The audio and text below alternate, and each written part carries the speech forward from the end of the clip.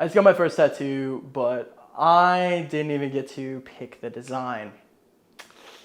Yeah, let me explain. God damn it, how the did this happen? All right, so he I'm sorry. How the did this happen? So, hey guys, welcome back. Yeah, interesting weekend just took place for me. The best way to explain this is I'm going to go back 25 years. Basically, I have a lifelong friend. His name is Matt. Here's a picture of his ugly mug right there. And me and him have been friends basically my entire life. So when people ask how long you guys known each other, we always just go based off of my age. We grew up together. Our family were family friends before me and him were even born. And then it was the clash of the titans when I was born in 1998. Like, he must have had a really boring year and a half without me. But anyways, he came to visit me, Dallas, this past weekend. Thursday night, Matt lands from Orlando to Dallas. Go pick him up like a good friend that I am. We go and get In-N-Out Burger, as you should if you're coming from the East Coast. Friday, played pickleball, whooped his ass. Don't let him forget that. Whooped his ass at pickleball. Friday night was the big thing that we had planned that we knew we were going to do. We went to a EDM show in Deep Ellum. I've never been to an EDM show. Matt goes to them quite frequent. Going a little spoiler warning, not really for me, but we had a good time. Had, a few Kool-Aids. Had some Kool-Aid. Unrelated to the tattoo. We're about to get to that. Saturday, Matt is leaving Sunday morning.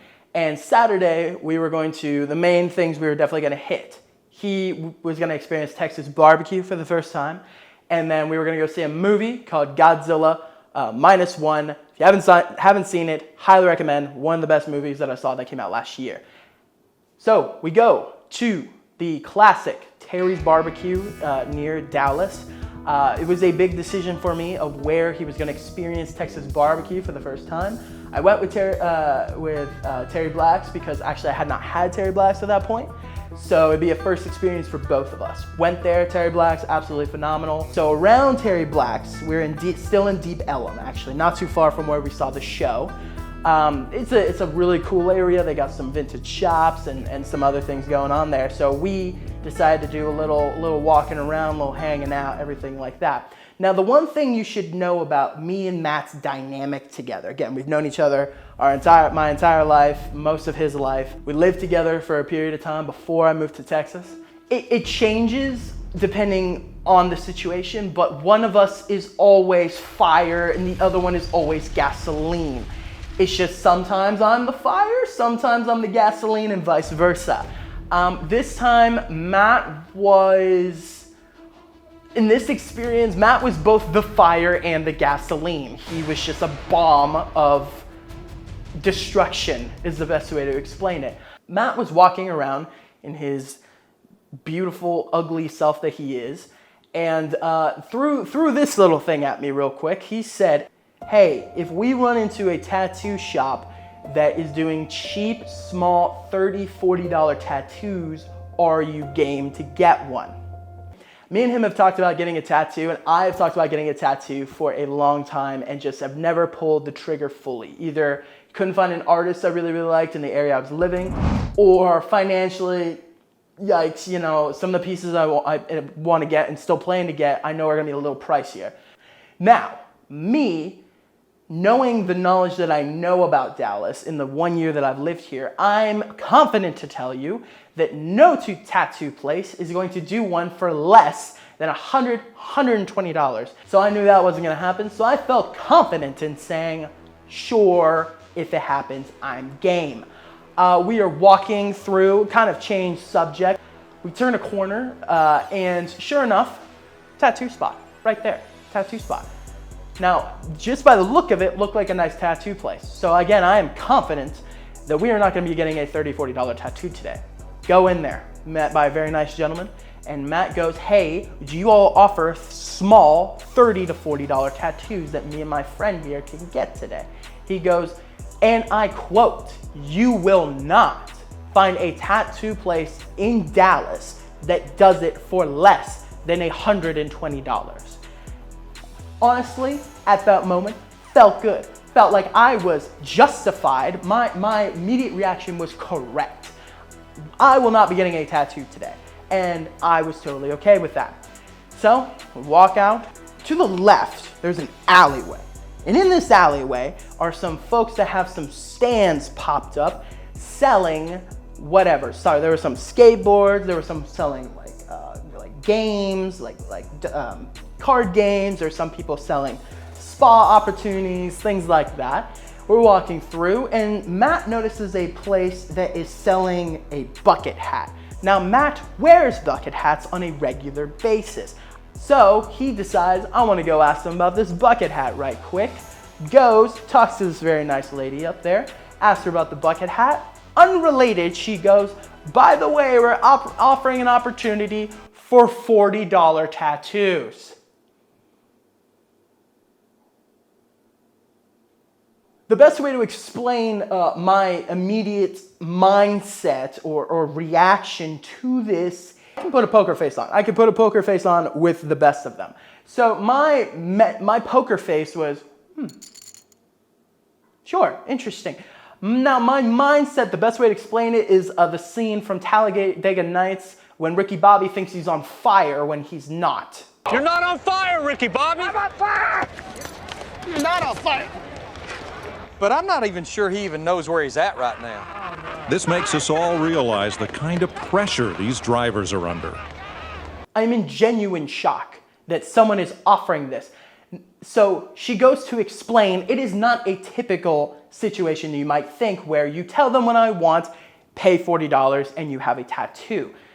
She goes here, right here to our left here is one of those old, I guess the best way to explain this is a dispenser, like change in, you turn it and it dispenses one, or it could be toys or like candy or whatever. It was one of those, it was old school. Like immediate flashback to back in the day. You're gonna put in a quarter, you're going to spin it, you'll pull it out, and a design will be on the piece of paper, and that will be your tattoo.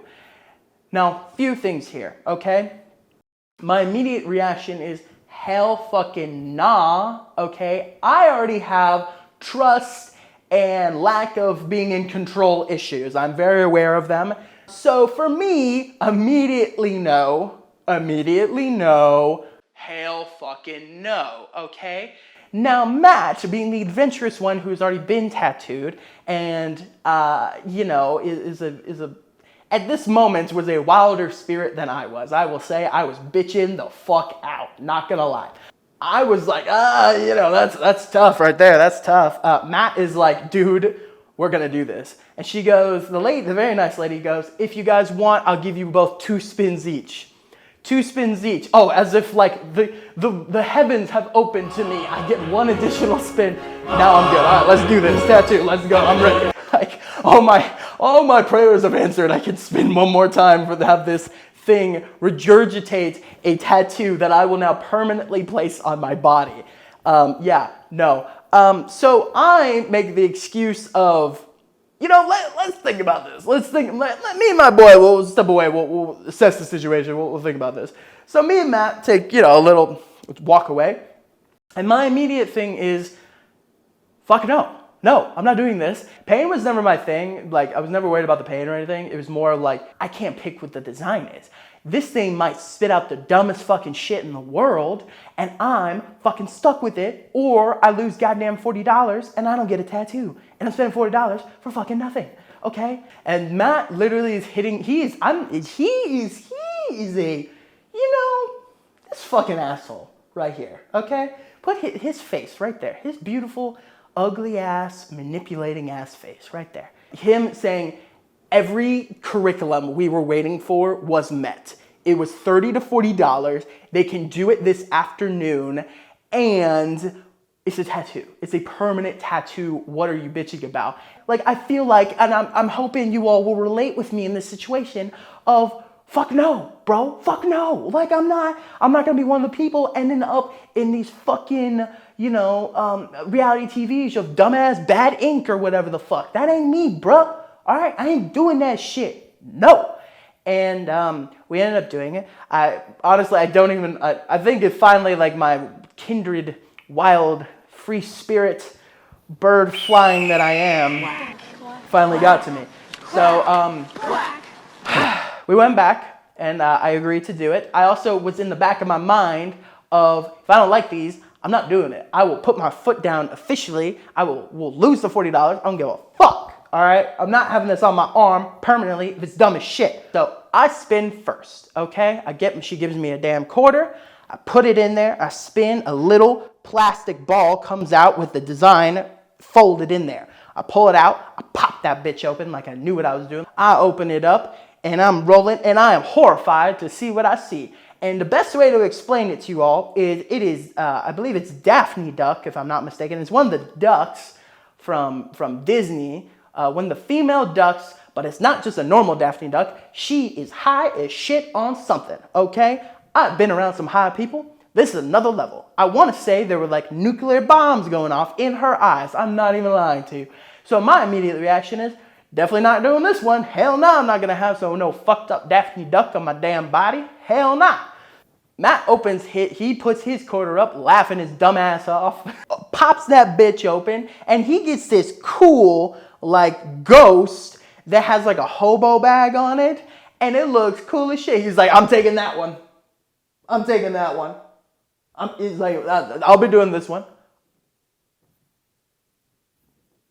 First of all, two things. Also, one, this is some bullshit that your first poll is a good one. And number two, and if anybody knows how to play strategic board games, bro, know your options, homeboy, because your boy over here who's rocking a fucking fucked up Daffy Duck might need a third pull. So you don't show your cards, motherfucker. Like, give your boy a shot, because I might need, if he spins again, he can still take the ghost, but maybe the third one, his second one's a cool one that I can pull. That is a mental battle I'm having right now where I'm imagining Matt jumping up in flames. Anyways, love my brother, just saying. That moment, I just wanted you to burst into flames, all right? So, so now I am stuck. This is do or die moment, okay? Worst comes to worst, and I understand I am dramatizing this. Worst comes to worst, we lose $40. I grab this quarter. I vividly remember, as I grab this quarter, saying like a small prayer, this quarter right here, that this spin could change the rest of my life. If you really think about it, this one spin could affect the rest of my life. This image could be on my body for the rest of my life. Don't let it be dumb as fuck. And so I put that quarter in, I spin, I pull it out, I pop it, I open it, and my immediate thought was, what the fuck is this? Because I had it upside down. Thank God I had it upside down. Flipped it. Looked at it. Said, oh, I'm cool with this. This actually relates to me. The lady says, oh, wonderful, fantastic. Yeah, this actually relates to me. I will take this one happily. She said, phenomenal. She gives us these receipts, gives us the address. You folks head on over, you give them this, they'll hook you right up. $40 tattoos on you. We had to walk back to the car. And the entire time, I'm not gonna lie, your boy was a little shell-shocked, a little rattled, little shocked. I'm in shock, I'm not gonna lie. And this is the thing, all right? This is the thing, people. And I want you all I hope you all are on my side when it comes to this. I really do. If you're not, that's cool, whatever. Like, you're on Team Matt. The thing is, for me, it's so random. This whole, I'm relating to this whole situation. I'm trying to put it into perspective, and right now, it's so random, but it's so specific. That's the thing that really got me, that I was telling Matt. Getting random tattoos with your boy. All right, random, okay. He said, the words that left this man's mouth said $30 to $40 tattoos. In a major city, one of the biggest cities in the United States, somebody's gonna give away $30 to $40 tattoos right now.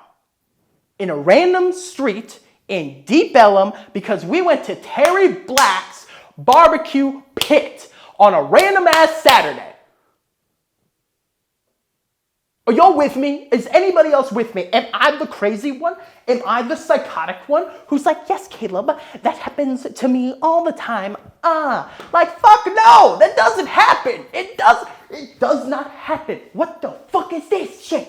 Why me? Why did this happen to me? Why me? What is this situation? Where's Ashton Kutcher about to come out and say this shit is punked, Caleb? Welcome, we're coming back. Your boy hit us up. We're gonna come bring Punk back in you episode 1, motherfucker. You're gonna get a random ass tattoo for no goddamn reason just because you enjoy some barbecue. It's so coincidental that it had to be a prank. Yeah.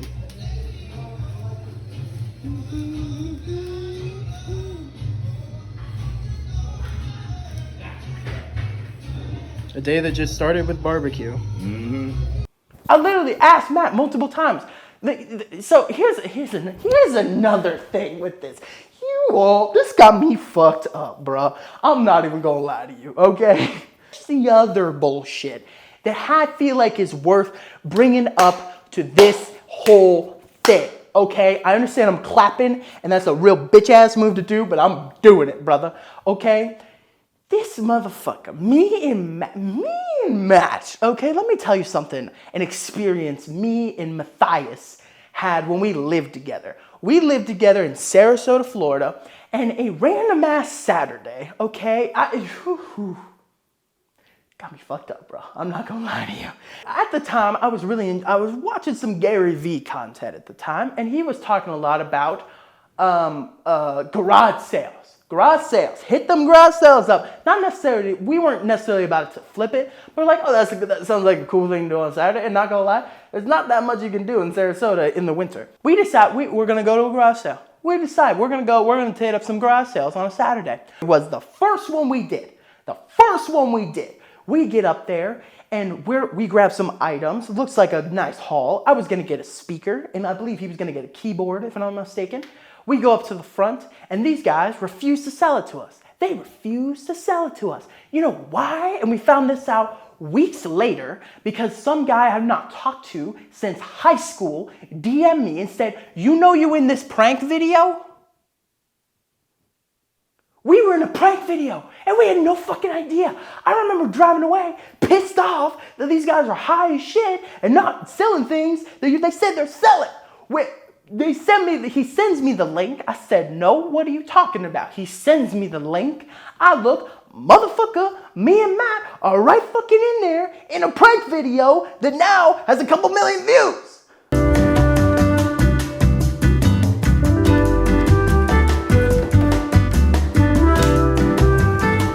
Today we're having a garage sale, but anything they bring up to us, I might need that, and we're not gonna sell anything.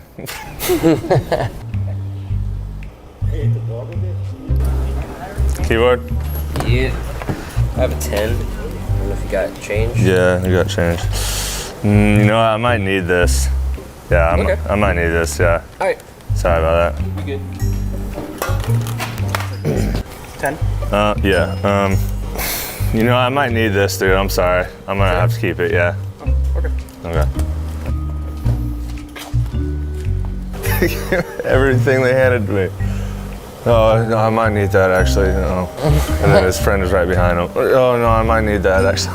I think you all can understand my criticism and my reluctance to trust this man in this type of situation where everything is fitting. The pieces are coming together, but also these pieces of this Rubik's Cube are flowing together and fitting in the middle of a fucking hurricane because it's random. He's never been to Dallas. I chose Terry Blacks.